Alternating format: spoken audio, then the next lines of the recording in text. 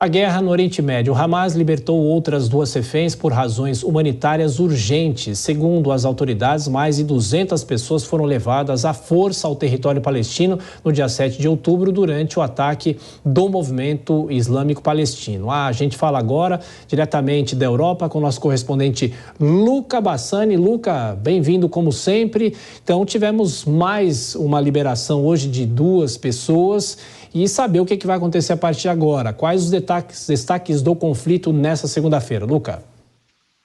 É isso mesmo, Thiago. Boa noite a você, a todos que nos acompanham. Nós vemos que o Hamas libertou 2 reféns, 2 senhoras de idade avançada, uma de 79 anos e outra de 85 anos, e ao contrário da última vez que foram libertadas as 2 mulheres pelas fronteiras com Israel, agora elas foram libertadas pela fronteira de Rafah com o Egito, onde foram diretamente atendidas por ambulâncias e depois seguirão para Israel. Nós vemos que a idade avançada delas coloca muitas dúvidas sobre o real estado dos cativeiros. Elas foram entregues pelos terroristas do Hamas diretamente à Cruz Vermelha, que tem feito esse preâmbulo, esse movimento de recebimento dos reféns. Pelo menos nas últimas 4 reféns foi assim, desta maneira. E segundo o que foi divulgado pela imprensa israelense, os maridos, respectivamente, de cada uma delas ainda seguem sob a custódia dos terroristas do Hamas, o que causa preocupação, porque também são homens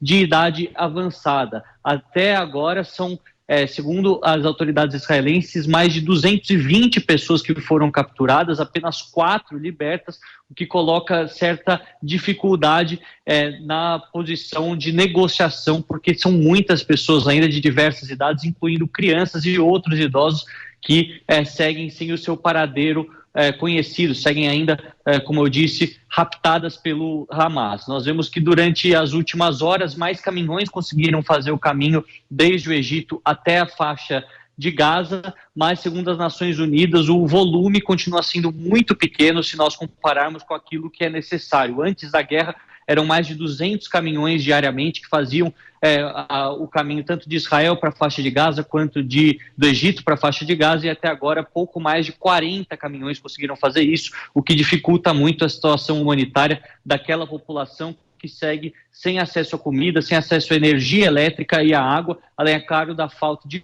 combustíveis, que não foi incluído dentro do acordo selado por Estados Unidos, Israel e Egito para o início da ajuda humanitária.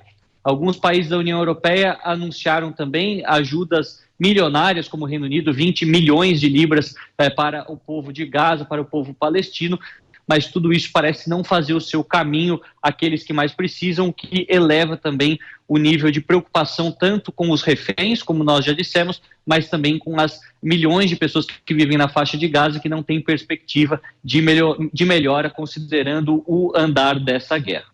O conflito entra na 3ª semana e os brasileiros que estão em Gaza também não foram até agora. Eles não conseguiram passar para a fronteira com o Egito. A gente continua acompanhando. Luca Bassani ainda volta nessa edição do Jornal Jovem Pan.